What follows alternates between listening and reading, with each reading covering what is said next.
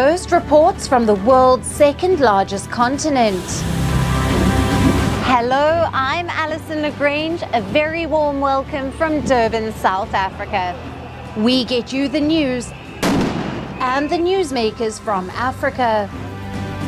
From elections to climate change to innovations and opportunities. As the world's attention shifts, we report from Africa, the heart of the global south. Join me every weekday live on Firstpost.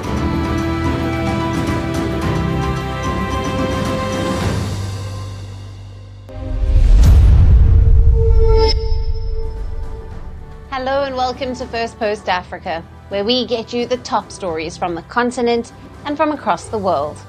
I'm Alyson Grange, coming to you live from Durban, South Africa. First, let's take a look at the headlines.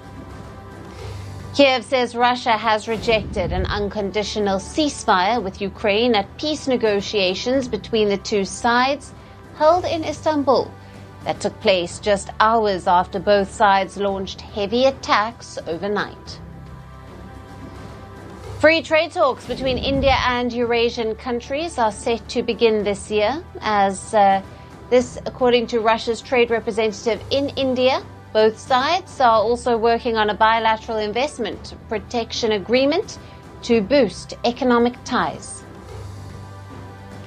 Gunmen kill at least 25 people in two attacks across Nigeria's north-central Benue state, marking the latest violence in a region known for deadly land disputes and reprisals.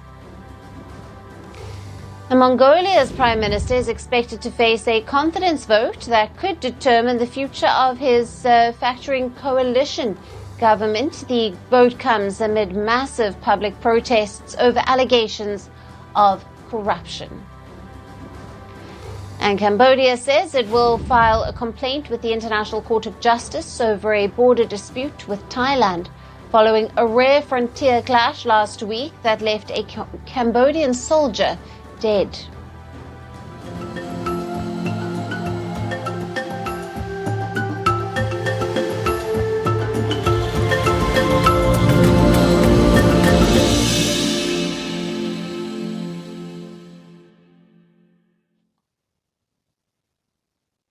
Hello and welcome. We begin with Morocco. Morocco's claim over the Western Sahara has gained another significant boost. The United Kingdom has now joined the growing list of countries backing Rabat's autonomy plan for the disputed region. The United Kingdom has thrown its weight behind Morocco's autonomy proposal for Western Sahara. This marks a shift in London's long-held neutrality on one of Africa's most enduring territorial disputes. The UK Foreign Minister David Lammy visited Rabat over the weekend, where he described Morocco's autonomy plan as the most credible solution to the decades-long stalemate. So the United Kingdom is encouraging the relevant parties to engage urgently and positively with the United Nations-led political process, and the United Kingdom considers Morocco's autonomy proposal, submitted in 2007, as the most credible, viable, and pragmatic basis for a lasting resolution of the dispute. During the visit, both countries signed new cooperation agreements covering healthcare, innovation, ports, water infrastructure, and procurement. Morocco has also confirmed that British investment in Western Sahara is under discussion. Now, Western Sahara is a resource-rich territory in northwest Africa. The territory has been disputed since 1975, when Spain withdrew from its former colony, triggering a conflict between Morocco and the pro-independence Polisario Front. Morocco currently controls around 80% of the territory, while the Polisario Front seeks full independence, with backing from neighboring Algeria. Now, Algeria provides political, military, and humanitarian support to the Polisario. Algeria has expressed regret over Britain's move, calling it a reversal of decades of support for self-determination in Western Sahara. The United Nations continues to support a negotiated solution, including the possibility of a referendum, as promised in the 1991 ceasefire agreement. However, that referendum has never materialized. For years, most of the world recognized Western Sahara as a non-self-governing territory under the UN oversight. But in recent years, there has been a noticeable diplomatic shift with growing international support for Morocco's autonomy plan. The United States recognized Moroccan sovereignty over Western Sahara in 2020 under the Donald Trump first term. France followed suit last year.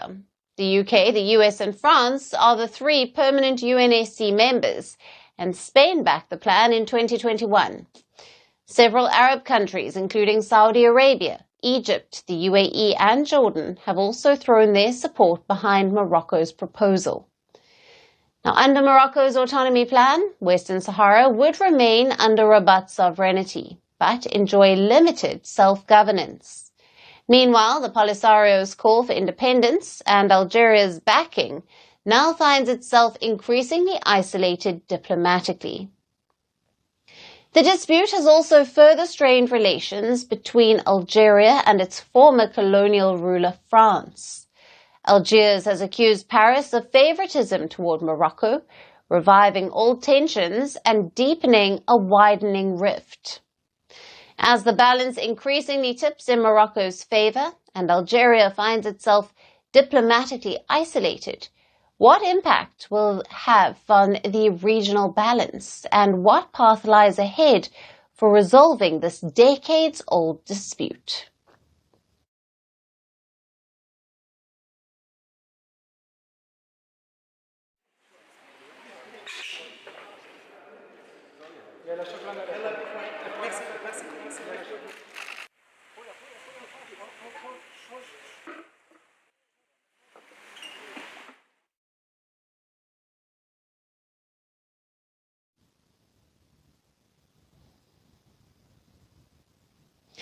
And shifting focus now to South Africa, more white South Africans have arrived in the United States, taking US President Donald Trump's controversial offer of refugee status. According to reports, there is another group of white South Africans who have quietly arrived in the US, seeking asylum under a new policy announced earlier this year by President Trump. The policy claims to offer protection to those fleeing what the president describes as white genocide and persecution in South Africa. A claim that has been widely disputed by Pretoria as well as by experts.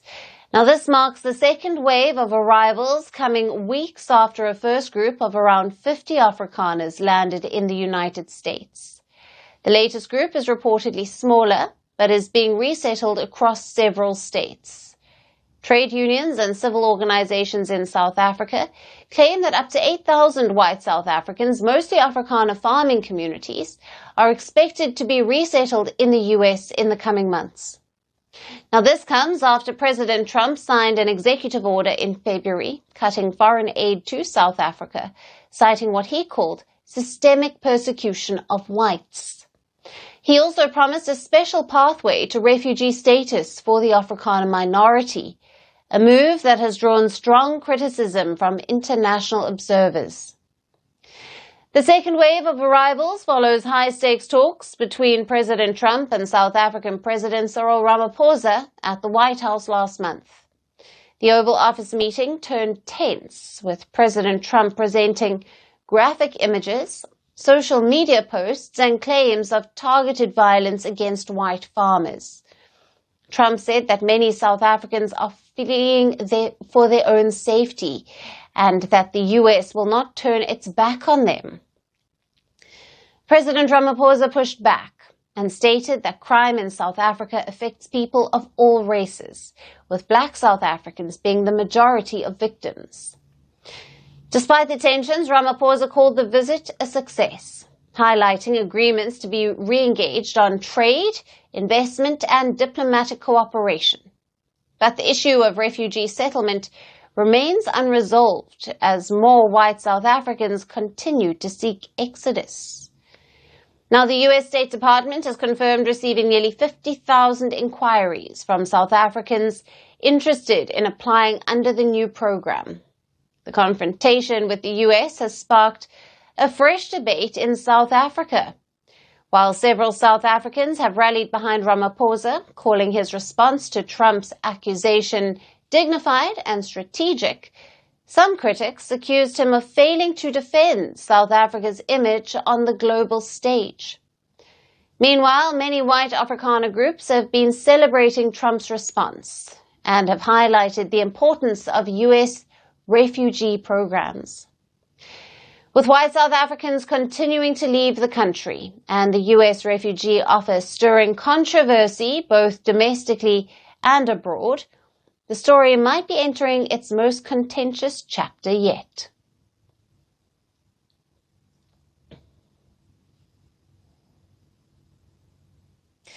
And shifting focus to Somaliland now, a breakaway territory of Somalia that declared independence in 1991. That has not been internationally recognized in 34 years. This, however, may change soon.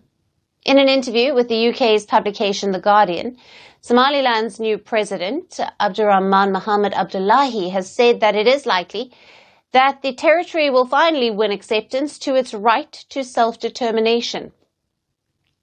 He added that it is just a matter of time, not if, but when, and who will lead the recognition of Somaliland? Experts say that leading it could be none other than US President Donald Trump. Reports say that recent US overtures have been encouraging for Somaliland. Any move in this direction by the United States would infuriate Somalia. Mogadishu views recognition of Somaliland as an attack on its sovereignty. It says any such action could set a precedent for secessionist movements across the African continent. But US President Donald Trump might be willing to risk it for a strategic advantage in the region. Reports say in return for recognition of Somaliland, the US will be building a military base near the port of Berbera. Now, this is a strategic location on the Gulf of Aden. The Somaliland president also said US military officials visited Hargeisa, and another US delegation is expected to evaluate Berbera for this to be a potential strategic port. The US has a key military base in neighboring Djibouti, but now concerns are growing over Chinese influence in the country as Beijing continues to strengthen its ties with African nations. The US is yet to announce any formal arrangement with Somaliland, but the President Abdullahi has said that the two have been security partners and have been fighting terrorism and ensuring trade safety in marine routes. In April of this year, the US aircraft carriers off the coast of Somaliland played a key role in America's bombing raids on Houthi targets in Yemen, and responding to the Iran-backed group for disrupting Red Sea shipping lanes. On record, the US State Department asserts that it recognizes the sovereignty and territorial integrity of Somalia. But reports say the Trump administration is now split over its approach to Somalia. The Trump administration has been evaluating the worth of US counterterrorism operations in Somalia in light of the recent gains by terror group Al-Shabaab. Reports say the Trump team wants to drop America's long-standing One Somalia policy. Now, this would pave the way to officially recognize Somaliland.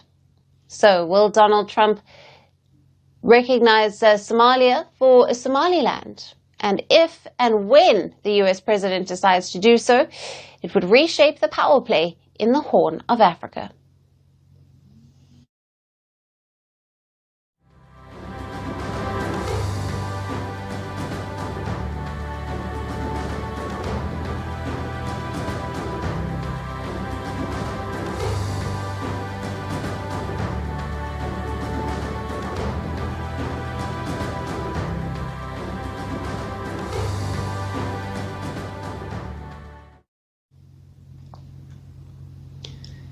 And for our final story, let's shift our focus to West Africa, where the death toll from the devastating flooding in Nigeria has now reportedly risen to 200, with 500 more still missing. Torrential rains last week unleashed catastrophic floods, said to be the worst in the area in 60 years, hitting the city of Mokwa, killing nearly 380 kilometers west of Nigeria's capital Abuja and killing over 200. The floods have damaged homes, farms, roads, bridges and entire communities. And authorities also launched rescue operations to save those who were trapped.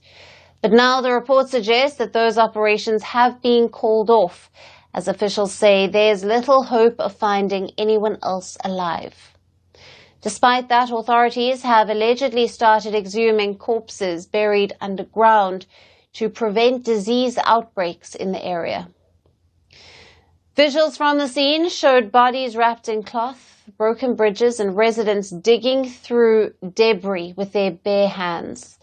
Others could be seen sitting quietly on the ruins of what used to be their homes, some washing clothes in open fields.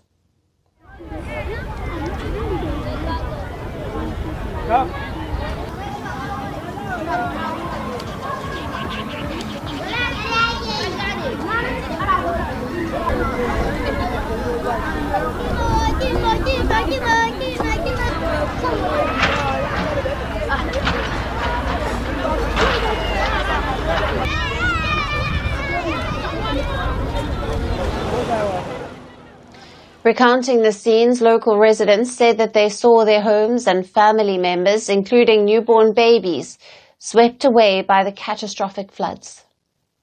All this place was buildings. It was buildings, and these buildings have been here for years. And suddenly, this rain that just started, this year rain that started, will come with heavy flood to take away all the houses in this place, and most lives were lost. I have 15 family members in my household. Unfortunately, 9 of them have died in the flood, and 8 are still missing. Only 1 body has been recovered, and our house was completely washed away. I'm currently standing in the spot where my room used to be. I've lost everything. My wife, mother, children, and other relatives are all missing. The flood has taken everything from us. In a statement on the 30th of May, Nigeria's President Bola Tinubu expressed condolences and said he had ordered the activation of an emergency response to support victims and to speed up recovery. Yet, despite that, only a handful of soldiers and police were allegedly at the scene over the weekend, mostly to ease traffic that had built up because of the damaged bridge. To put this into perspective, floods are not uncommon during the Nigerian rainy season, which lasts from April to October. Communities in northern Nigeria often face prolonged dry spells, worsened by climate change, followed by sudden excessive rainfall that causes severe flooding. Moreover, floods are also exacerbated by inadequate drainage, the construction of homes on waterways, and the dumping of waste into drains and water channels. Last year, more than 1,200 people were killed and over 1.2 million displaced across at least 31 of Nigeria's 36 states. And in similar flooding back in 2022, over 600 people were reportedly killed and 1.3 million displaced. For now, officials warn that the risk of more flooding remains high as Nigeria enters the peak of its rainy season. We will continue to track developments and bring you the latest right here on Firstpost. And that's it on the show for today. We will see you again tomorrow at the same time. Thank you for watching and goodbye.